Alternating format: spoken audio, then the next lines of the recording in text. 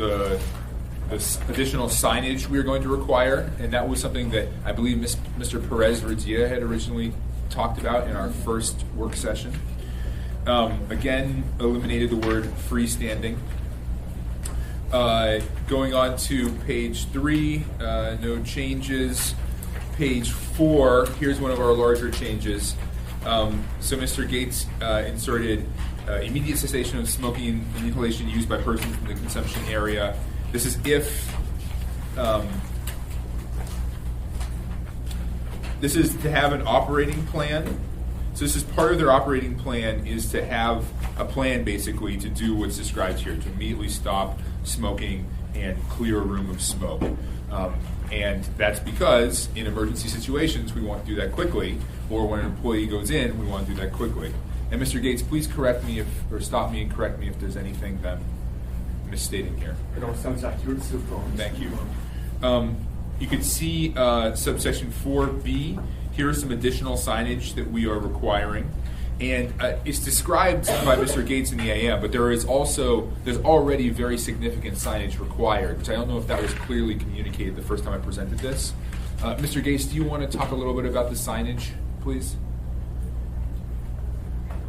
Sure. There was a section, and I tried to lay this out in the AM on it was the 4th page, that Section 1083-6, the section passed last May for regulated on-site consumption areas, referred to 2 sections in the code that have required signs, warning signs, and one section is amended here in Section 4, adding one word sign.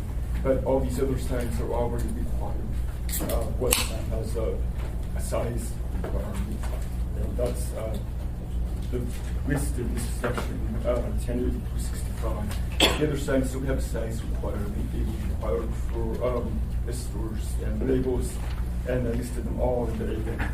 So we're just adding one sign that wasn't here that people had mentioned seemed to be important and warning about driving under the influence and penalties. And this language in B1 on line 34, page 4, it's exactly identical to the language we have in code for bars and liquor stores. It's the same language exactly. So driving under the influence encompasses alcohol, drugs, marijuana. Thank you, Mr. Gates.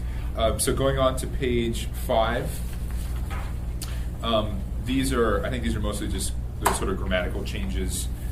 Putting one sentence at the end that flows better there is clear. Removing isolated, because I think it's superfluous, and freestanding again because it has been a confusing term.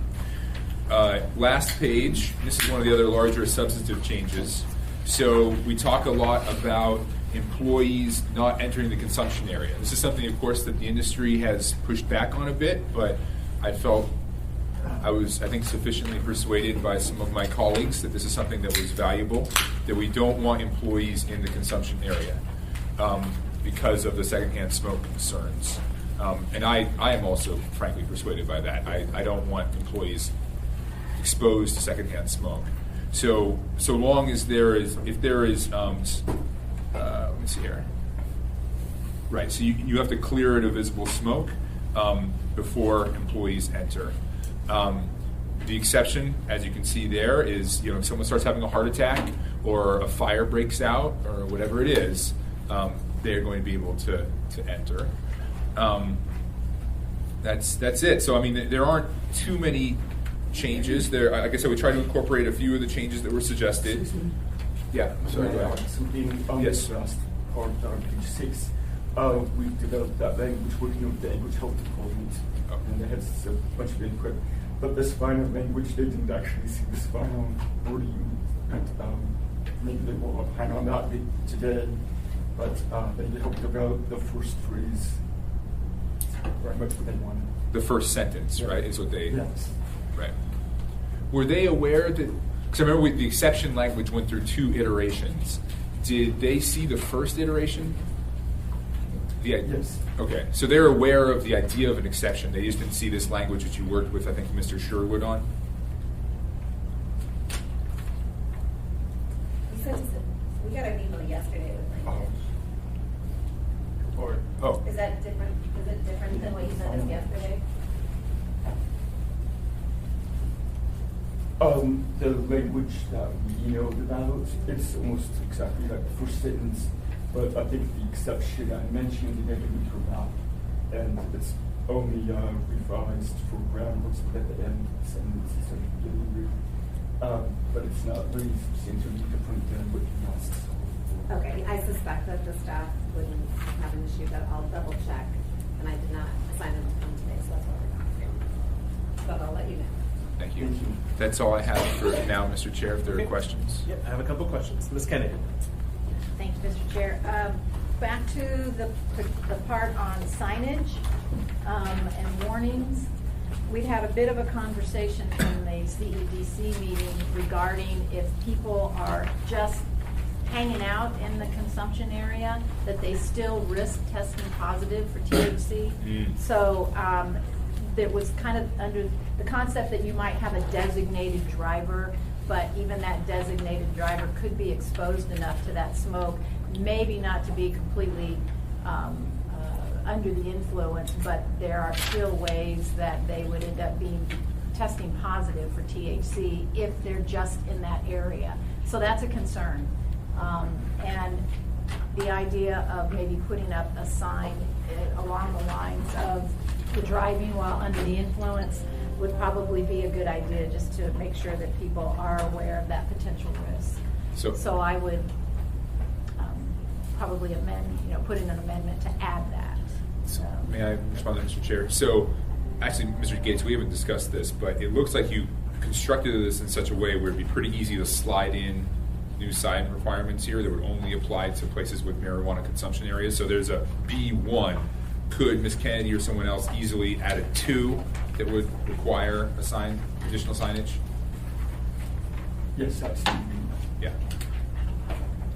Thank you. And so I think if we can find appropriate language for that, that's certainly something that I would support in amendment form.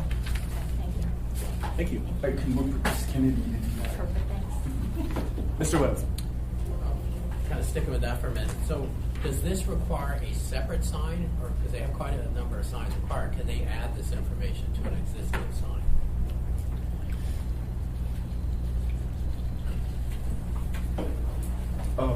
I don't read this as requiring separate signs except for, well, I'm sorry.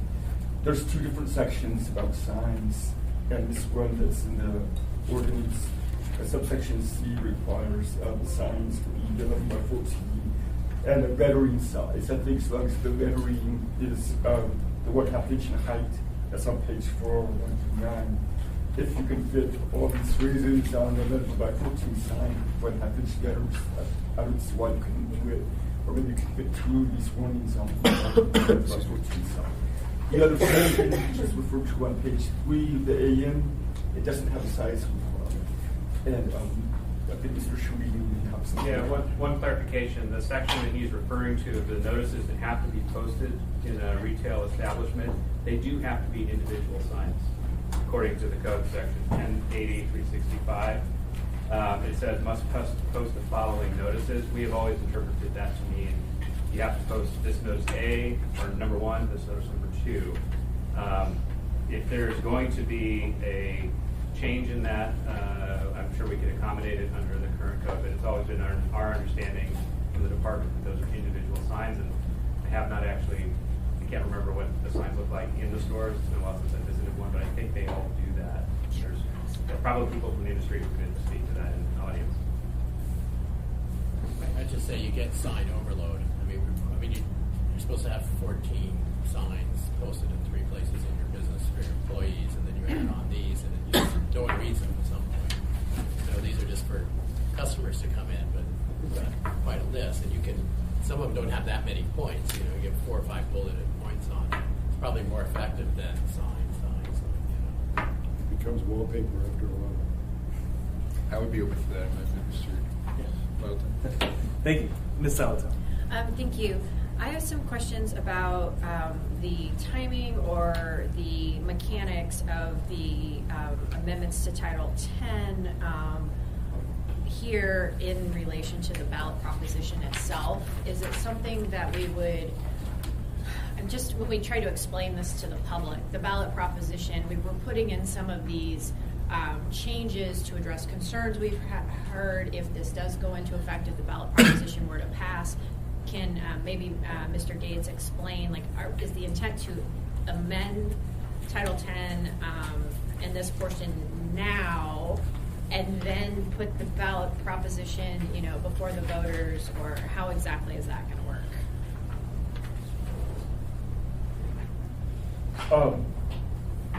I hope I understand the question correctly. The way this is structured is that only if this passes voters, then these amendments will be effective. If the voters do not pass the proposition, they're basically saying we don't want to legalize on-site consumption in municipality. You don't need these amendments that are in the rest of this ordinance. And I structured it so that they would be effective 30 days after. It's the last section. The effective date section, which is sections 3, 4, 5, the effective. Make sure.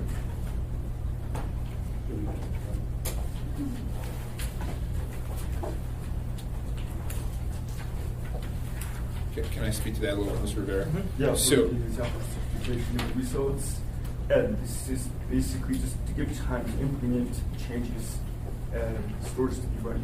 Basically, on election day or soon after, we have general idea of the unofficial results, but certification is about 2 weeks later, and 30 days after certification, we're talking about maybe 6 weeks for the code amendments are actually effective and in place and required, and nobody could have on-site consumption before that time, and that's effective. Is that the procedural question you're asking? Yes, and I know Mr. Dunbar wanted to speak to this, so maybe able to. I just don't find it's very clear if this is what we're suggesting to the voters to read. They're going to stop at the yes, no, and then there's going to be all of this. I'm wondering if we can add between the yes, no, the following code amendments will take effect, because no, to be clear, they will not see the rest of the amendments. See. That's why they're described a bit in the top. So can I speak to that? So I didn't want this to be just an advisory vote. And we often, first of all, we don't do advisory votes hardly at all. And second, because one of the common critiques we hear when we put something before the voters is, well, we don't know what the accompanying code or law is going to be if you do this. And so what we've done here is put some of the code, basically it springs into effect if the ballot initiative passes. And then we've described in the ballot initiative in, I think, pretty clear terms what exactly the code does, and particularly the existing code, right? Things like the odor ordinance and that kind of stuff, right? And so I think Mr. Gates has structured this in an appropriate way where we can get actual legal result from the ballot initiative while, constraining ourselves to a certain degree by saying, no, these protections will go into place if they vote yes. If I may in addition, we have the contract. The government voters for a ballot review, they would have, I guess, the proposition and maybe even information.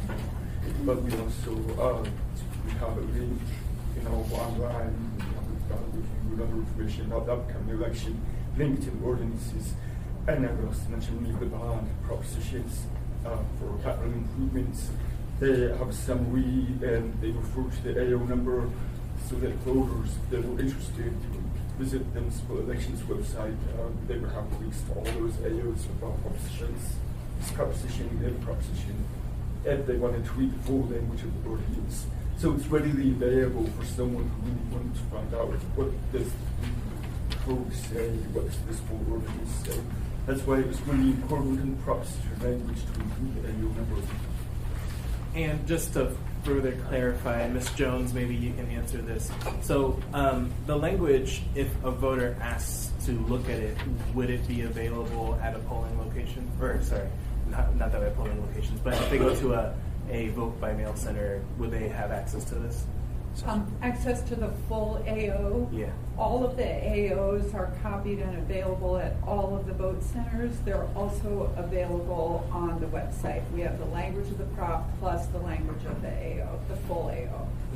Thank you. Mr. Dyson. Thanks, I've got to run off. So, generally, I don't think this is a wise idea to do the advisory votes, but it is kind of an optional citizen sort of thing out there. Between us, Forrest, I suspect if you want this to happen, the advisory vote will go against you, and we'll lose our opportunity, but that's a tactics call. If and when you all get to implementing it, I hope, I'm not here, but nothing personal, that I've seen quite a bit of credible literature that says that smoke from marijuana is more dangerous to health than the smoke from cigarettes and so on. Whether or not that's true, I advise you when you do implement this to consider if it's a valid argument that the warning signs that are posted do it, and it really applies to secondhand smoke as well, and so on. It's just worthy. Excuse me for an hour. Just to kind of respond really quickly, this is not an advisory vote. I want to make that clear. An advisory vote, as I sort of conceive of it, is something where we just ask them the question, should you remove fluoride from the water, for example, which someone proposed a couple of years ago, and we didn't send that to the voters, both because I didn't think it was a wise thing to ask, and also because it would have no legal effect. This is different. This effectuates an AO and would have the effect of making on-site consumption legal in Anchorage. Thank you. Mr. Constant. Thank you.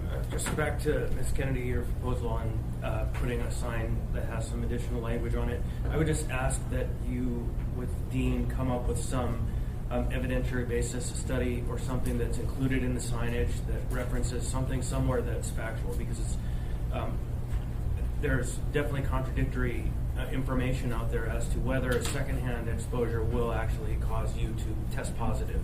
And so if we're going to make that assertion, I would like it to be based at least in some way on some sort of factual basis. Thank you. Ms. Quinn-Davis. Thank you, Mr. Chair. So Forrest, help me understand. I'm looking at the sentence like I should look at the current one, but the odor of marijuana is not allowed to be detected by a person with a normal sense of smell at any lot line where marijuana consumption areas are located per current code. So it seems weird to me to specify what's, I know it's for information, so then people can vote on it, but the current code could change. Well, yeah, there's a change. The S version doesn't say current code anymore. It says municipal code. Great. It's funny. One of my other comments I saw you already changed to the exception, where it made it seem okay. Yeah. So the odor of marijuana is not allowed to be detected by a person with a normal sense of smell. Okay, I guess my point is, what if that code should change? So it's a little bit like it makes it seem like that's the charter vote, and that's actually not the charter vote. So I guess I would prefer to say, shall it be legal, blah blah blah, consistent with current law, or something. To be clear, this is not a charter vote, and that's or not charter. I'm sorry, but it's a vote of the people, right? So, but the vote of the people is saying it's like they're referencing the current code, but they're not actually voting on the current code, and then the current code could change. So it just feels a little confusing. Yes, but I think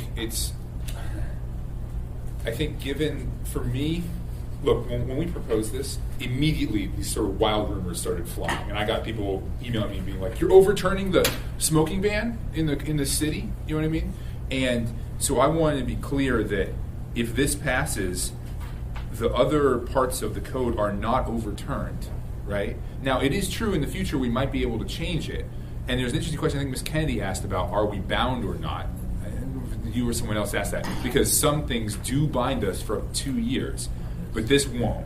And that's true. So you are correct that we could change that, although I think there are odor regulations in state law, if I'm not mistaken. So it wouldn't touch state law, and frankly, I'm not going to change the odor regulations.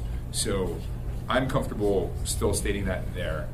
And again, I'm worried that if we strip it out, if we strip all the other additional language out of here, one, it doesn't, we lose any of the reference to the other sections that are going to spring into effect. And two, I think it does a disservice to the voters because, again, these rumors are already out there that like we are overturning the smoking ban, which is factually not the case. Could I just follow up, Mr. Chair? So I wonder if a more clear way to do it would be, shall it be legal, blah, blah, blah, and then say, to be, to allow smoking, and then say below, for reference, the current law is blah, blah, blah, and all this would need to be consistent with that, and should the, I don't know what is going on here, should the later law, or the law later change, it would need to be consistent with that law. I just think if I were voting on this, I might read this and think I'm voting on that, and I understand the need to include it because I think it is important information. I just don't know if including it at the top and then saying, shall we vote on this, I think that's a little misleading. Oh, I see. So you're worried that people will think that if they don't vote yes, then odor can be detected at the law Yeah, line. like they almost think they're voting on all of that, and then it's complicated, and so it's almost like ask the question, shall it be legal, and then say, should you vote yes, this would occur consistent with municipal law. Current law provides X, or yeah, I think you see what I'm saying. Yeah, I do. I think Chris wants to speak on that. She actually nailed my point, Chairman. I was just going to say you might want to lead with current municipal code allows for blah, blah, blah, and then I think you're on the right track. This is a drafting question for Dean. Dean, are you getting all of that? Okay. All right. Thank you. Ms. Alton. Thanks. Actually, Ms. Quinn Davison raises an interesting point. Per municipal code, I understand the reason, but state law could change faster than our code as well, and either it could potentially become more restrictive than our code at some point. So I kind of like the idea of per applicable law or per whatever, just so that we are aware and we're fluid and we're being very clear that we're stuck under. I mean, we would have to follow state law, and then we'd be amending our code quickly. Likely. Quick note on that, the federal law could very well change, and so the applicable law standard is probably wiser. Ms. LaFrance? Thank you, Mr. Chair. A question to the sponsors, a constituent question regarding intent to create outdoor smoking areas, and just wanted to confirm that's not the intent of this ordinance, correct? And No, well, actually, no. You can. So we are agnostic as to whether something is indoor or outdoor. So I know in Juneau they said you have to be outdoor, which I don't know how they're going to hit the odor requirements. But here we make no distinction. You can be indoor, outdoor, so long as you meet the other requirements. Ventilated or odor. That kind of okay, stuff, yeah. I guess it was a section on a separate room on the premises that uses a separate ventilation system. So conceivably, if someone It's interesting. Is an outdoor space a room? Well, I'm sorry, where was that again, Mr. France? What page was that on again? on the smoking is not prohibited in the following places on page 5. It's not prohibited. I have a hard time reading negatives sometimes. Not prohibited. It's part 3 right there. Yeah, outdoor areas. It says outdoor areas there. Does that cover it? That's just the standard. Yeah. That's existing law. Okay. Okay. So there's Oh, that's only for. I'm sorry. That's for cigarettes. So marijuana consumption. We're on page 5.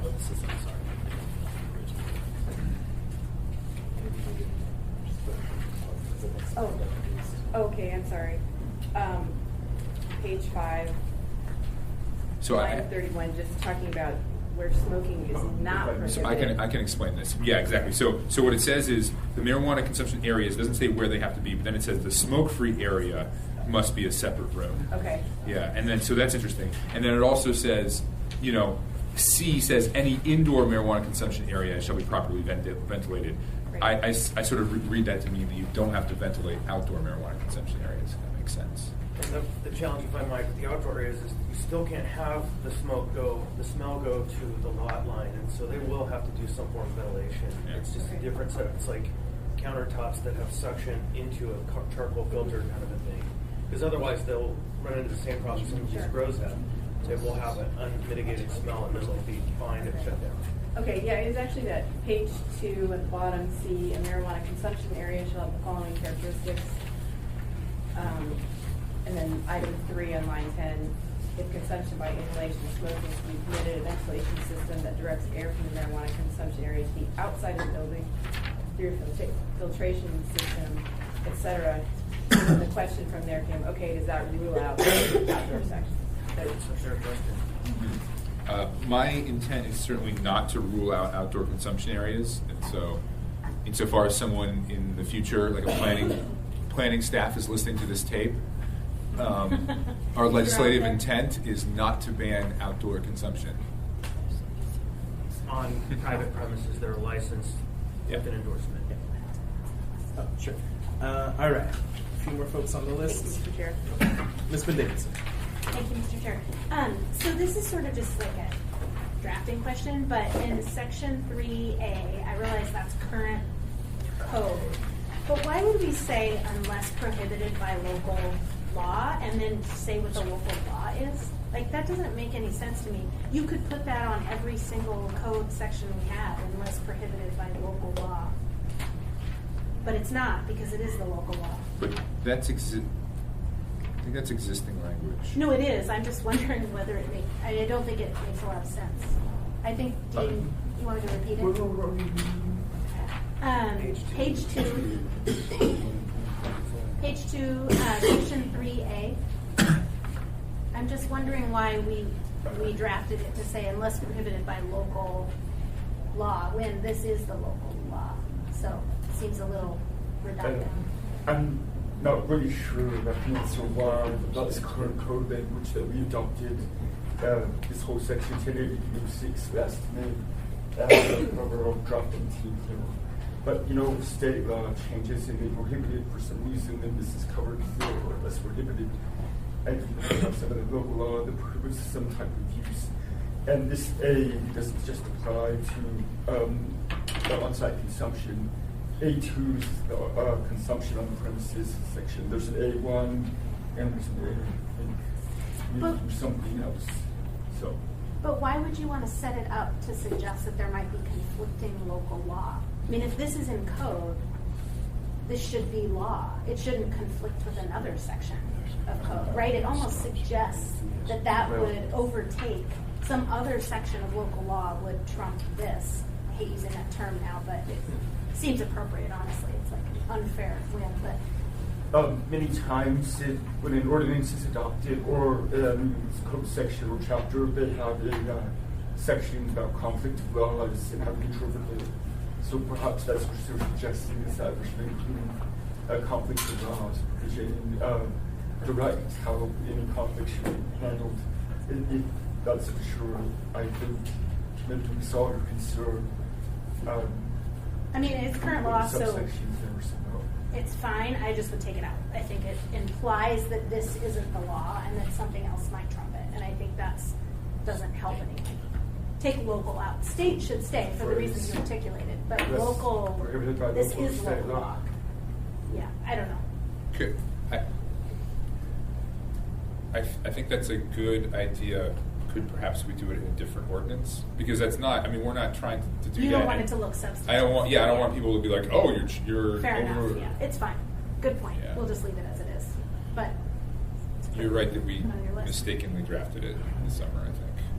If I may, the rest of that subsection that applies to is about selling food or beverages. I'm sorry, not containing marijuana or alcohol. And the other one's allowing a person to remove marijuana from premises. Anyways, it sounds like you want to remove alcohol. no, I think Forrest is correct. We don't want people to think that this ordinance somehow is saying that local law doesn't matter. So let's just leave it. But if you're keeping a list of drafting corrections in general in the code, I think this belongs in there. One intent here of this draft and all the recent amendments to code are to contain this very narrowly understand. to smoking on site. And this change you're suggesting would affect some other sort of subject matters. Yeah, but I don't think that should ever be, it should, anyway, it doesn't matter. We're not dealing with it now. Thank you. Let's keep moving. Ms. Kennedy. Thank you, Mr. Chair. I'm just kind of mulling over a lot of this, and one of the things that I was really kind of concerned about was the idea that most of the code language is not going to be on the ballot, and I think I'm kind of following along with Ms. Quinn Davidson's comments about how the public might be looking at this and what they think they might be voting on, because I think for the most part, people know that we're in the process of deciding whether or not we put this question on the ballot, but I don't think they're very aware of what the code changes will be that go along with this. So I'm kind of concerned about whether or not the public really understands that they will be voting on the code simultaneously, and not really having a chance to weigh in on that particular code. Because obviously we can do that in these meetings, in this group, and maybe the public will understand kind of what we're doing. But when it comes down to voting, they're going to vote on that question, just that one question. So to a certain extent, I'm just, I don't know really how to fix that. But just knowing that how unprepared people tend to go to the voting booth sometimes, especially on an item that seems to be fairly technical with code. The question they're going to answer is whether or not they want to allow smoking, on-site consumption smoking.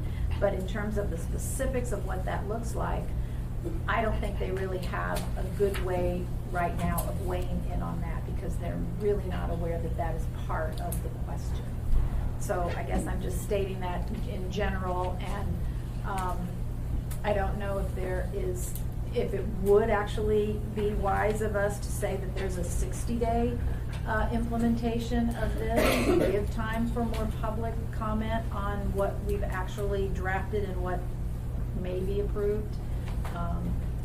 But anyway, that would be my concern, is that they just don't know the specifics of the code until after they've answered the question of whether or not they think it should or shouldn't be allowed. So obviously, if it shouldn't be allowed, there's no reason to go there. But anyway, that's a thought. So thank you. Yeah. Thank you. I would just offer that we've had, this is maybe the second highest maybe the highest number of work sessions we've had. We've had a number of people who have come and testified before us who are advocates, paid advocates that are funded from national groups, that their job is to get the word out that don't do this, don't do this. We've had tons of opportunities for making change. And then what happens is those folks who have already told us they intend to fight this at every step of the way will raise money and spend money to educate the public as to what this says. And so I think that we've done a really good job. Other than the plastic bag ban, this we've spent the most time on in advance. So I think we're getting to the point where we either say yes or no, and then the process will fulfill itself. That's, I hope, what we do. But that I think is where we're driving toward, is after all these hearings, after all this testimony, after all these work sessions, finally, and we have one more hearing Tuesday night, maybe two more, because if a bunch of people show up, the opportunity is ongoing.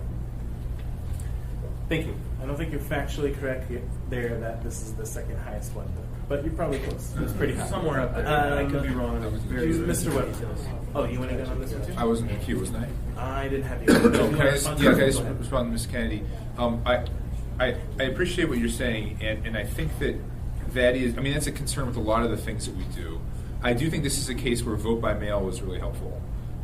That if you were forced to go into a voting booth and immediately decide on this, it would be a little more difficult. But people are going to get the ballot proposition. Mr. Constant is right that there is going to be a lot of public discussion about this, and we'll have the full ordinance available on our website and at the accessible vote centers. It's also the case that, again, the things that are in the code are mostly sort of protective. They're like, you have the employee can't go in, except in emergency, that kind of stuff. And we tried to describe that in the ballot language too. And so that's one reason I don't think we should eliminate those descriptions in the ballot language, which some people have proposed. But I think that there's a tight enough fit between what's in the ballot language and what's in the code that I don't think anybody's going to be deceived by this. And if they do have concerns about really specific legal questions, they're going to have ample opportunity to find the code, I think. Yeah. Ms. Jones? I think Ms. Salatel was ahead of me. Sorry. Okay. Actually, Mr. Welton was ahead of Ms. Salatel. So go ahead, Mr. Welton. I don't know if I have anything to add. I'm worried that to clarify that you could smoke in an outdoor area would require some eliciting in this case. But I thought I had some wording here, and I don't. Okay, because I think that isn't, because within the smoke-free ordinance now, there are businesses that have outdoor areas. We have a retail license approved in Girdwood that's on well over an acre, right? And they could do it outdoors and probably not have smell at the lot line. So the possibility is definitely out there. Are we worried about that? I mean, because that would be healthier. No. Yeah. Fine. No, I think it should be clear. Yeah. Thank you. And actually, I have one more person in front of you, Ms. Salatel. Ms. Quinn Davidson. Thank you, Mr. Chair. So I'm wondering, considering this conversation we keep having about lining it up, could we just start with shall it be legal in a municipality and that sentence, and then say, I'll just read it. Shall be legal in the municipality for licensed retail marijuana stores to allow marijuana consumption by smoking or inhalation in on-site consumption areas, ? It must be consistent, should you vote yes, it must be consistent with current law as described below, and then describe the law.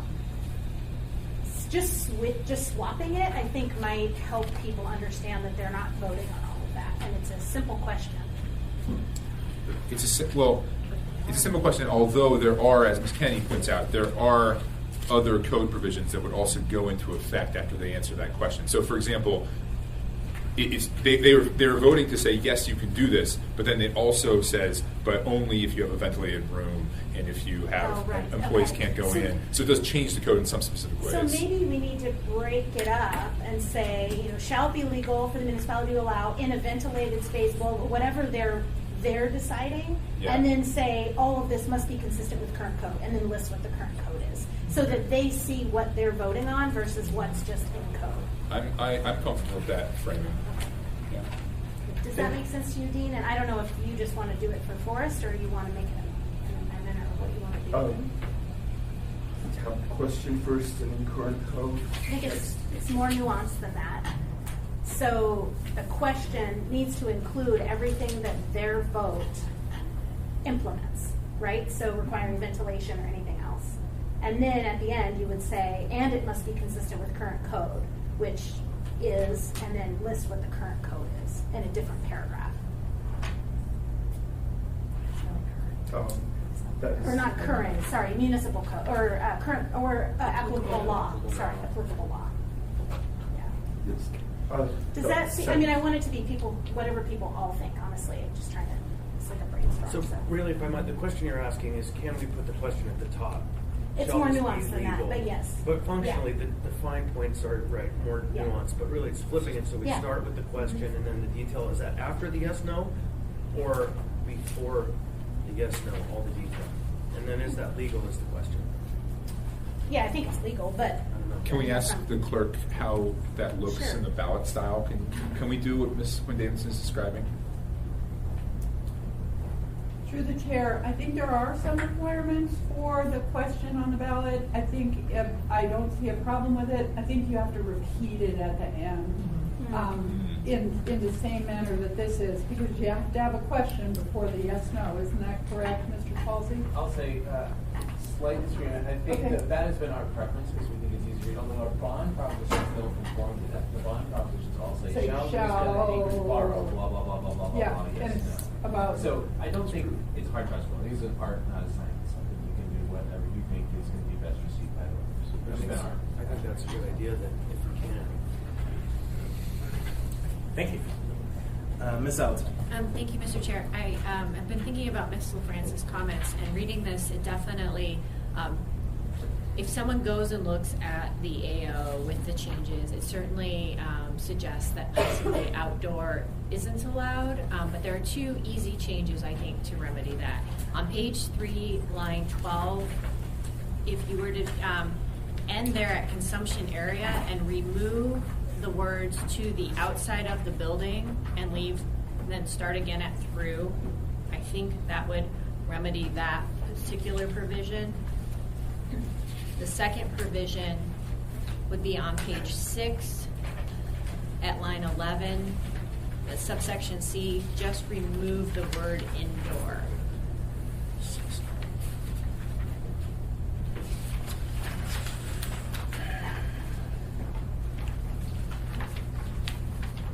Sorry, where was that? On page 6, line 11, subsection C, just remove the word indoor. The earlier one, could you say that again? Sure. Page. I'll go back and start again. Page 3, 12. If you consumption area, then remove to the outside of the building, and then the rest remains.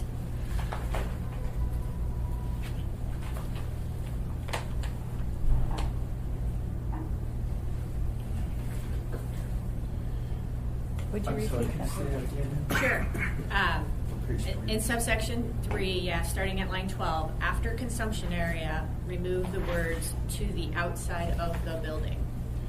I mean, another thing, that's good. Another thing we could do is either on the previous page in subsection C, or on that page, subsection 1, just say the consumption area, comma, whether indoor or outdoor, comma. Right. But then that. No, I mean, in addition to that, I mean, just to be to be clear. Thank you. You're welcome. Ms. Jones? Thank you, Mr. Chair. I haven't read this and I have no opinion on it. I'm just going to offer you some suggestions for a ballot proposition. And one is, Ms. Kennedy commented about having a code. There's a couple of problems with that. One, it takes up too much space. And I would not recommend it with the code in the ballot proposition. And but in this circumstance, I would like to suggest where at the very end of this, where it says, if this proposition is approved by the voters, the code will be amended to conform with these requirements. And there are some times that you're required to go to the voters on a code change, and Mr. Croft's proposition on the residential real estate exemption was an example of that. But this, you are not required to go to the voters. And with the discussion and debate, I think you may want to consider, and you need to ask council, if you could say in substantially the following format, because if something happens in the process, you want to be able to tweak the proposed code instead of being mandated to implement this code by the voters. But I don't know if that's allowable. That would be something that the Assembly Council would have to tell you. So I'm sorry, Ms. Jones. Where would you insert that language you suggested? What's it would the be page line? on page 2, lines 12 and 13. Oh, into the ballot If this proposition language. is approved by the voters, Anchorage Code will be amended. And then you could say something like, in substantially the same format, or the way it says for ballot prop, format and substance, it will be amended in substantially the same format as shown in this AO. That's all I'm recommending, that you don't wed yourself to this language this far away from the election. Thank you. Mr. Constantine? Thank you. So if I might, Barbara, just to follow up, we were already instructed that we could change this 2 weeks after it's passed, that there's no bounds on that because this is proposed by us. So the purpose of that caveat is just to communicate to the public that we are going to be more flexible, or potentially can, because I can see that as a hazard as well. Or is it because, I don't know, like, I'm just curious on that. Yes and yes. Okay. Thank you. Mr. Weddleton? Sorry, I think I forgot what it was on. Oh, on the suggested Meg had on page 6, line 11, that section C. I'm not familiar enough with 1080, 306, and 2105 or 55. Maybe Dean memorized them. But they may specifically refer to indoor structures. So if they don't, then that's a good suggestion. But I don't think an outdoor thing would have requirements for carbon fiber filters. And so that Do you follow that up? that gets to a point. Are you done, Mr. Middleton? I'm done. Just Okay. I gotta highlight that. Yeah, so that gets to a point, and I don't know if there are any other questions. Okay, so then for the sponsors, so we've made some changes, some substantial changes, some minor changes. Are we going to have time between now and Tuesday to make sure that planning gets to review it, that all the parties get to review it, that the marijuana industry gets to review it, that the Lung Association gets to review it? So this gets to Mr. Constance's point. Like, we've been working on this for a while, and we've been asking for changes for a while. And I am open to making other. Most of these changes actually are really small. Like, all the ones Ms. Zolotal has asked for are, clarifying. I think the only one that's actually looking at all of this, there's an amendment proposed by Ms. Kennedy, perhaps on signage, that'll come in the amendment form we could do on Tuesday night.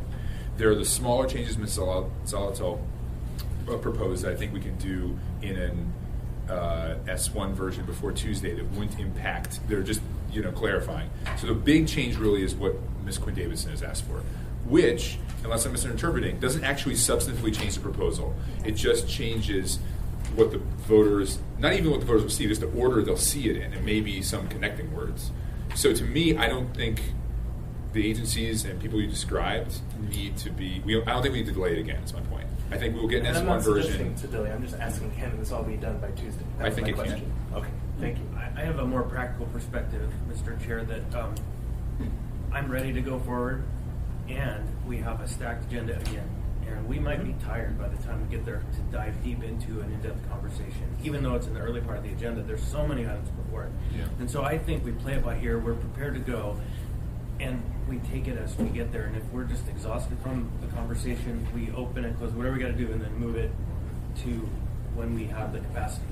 I think we leave ourselves the flexibility there. Instead of saying we're going to do A or B, let's start with our plan and see where we go. So, just one final comment on flexibility. While I appreciate flexibility, I also want to make sure that whatever we send to the voters, once we actually get it to the ballot, we say, oops, actually, we need to make another change, and then we spend a lot of money making changes on the ballot, right? So I just need to make sure that we're there. And I think we'll know that Tuesday. Okay. Yes. I was just going to answer the question. So on behalf of planning, we've been in the loop the entire time, so the council's been very good about sharing the drafts. So this is all in Title 10, so we really don't have a dog in this fight, but we are fine with it as is. I don't see Mandy here. I believe she's at the Marijuana Industry Symposium in Denver right now, but Title 10 plans in her world. Barbara is going to hate me for this. I'll speak a little bit on her behalf. This doesn't really substantively affect her workload either, so we are all, I think it's on the same page. Okay. Thank you. Ms. Kennedy? Thank you. And I just also wanted to say that I'm also interested in clarifying the language in the actual question to include a phrase about also amending the related municipal code. Because I think that's what the voters are doing.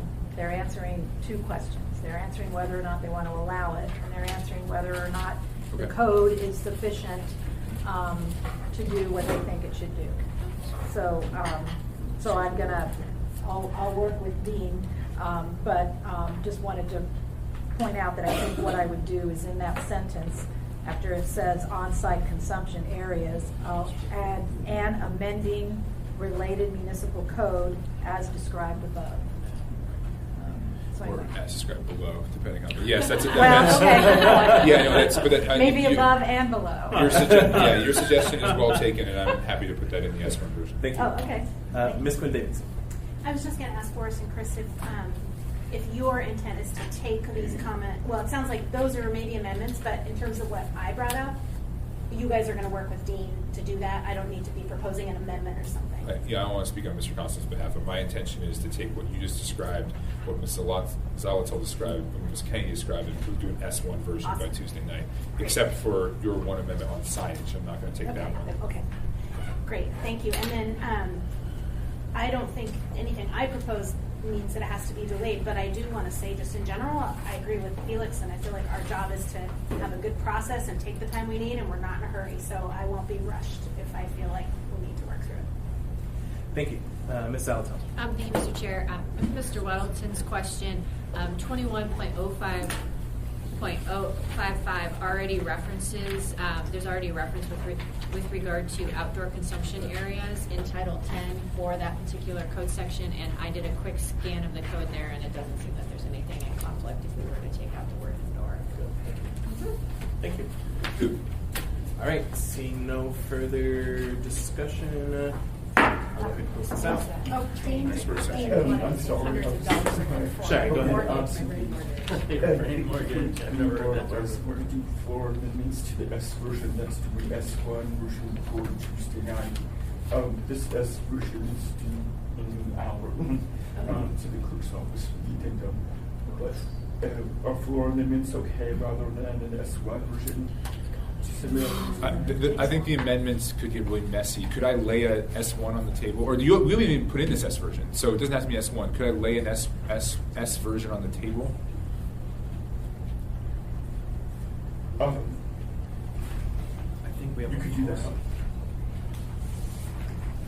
Well, Set that policy. I feel like we talked about it, yeah.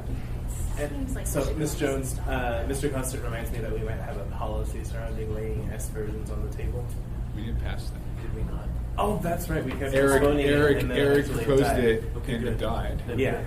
Okay. But Thank I you. think the idea for that was in good practice, which is we shouldn't lay something on the table that the public can't see. Yeah. I mean, Dean could do his best, I don't know what Dean's schedule is, but to try to implement that and put it in pace, and then we could make amendments to it, but we're not pacing. Use pace, yeah. I don't understand. Either one is We're fine not with doing me. pace. You can submit it as is and lay an S1 on the table, That might that's get worse. fine. Either one is fine with me.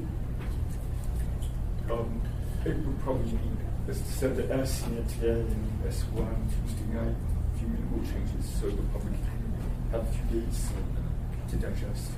But doesn't the S version become public, and then the S1 will somewhat contradict that? I'm just going to toss that out there and leave that statement just out there. Sure. Thank you.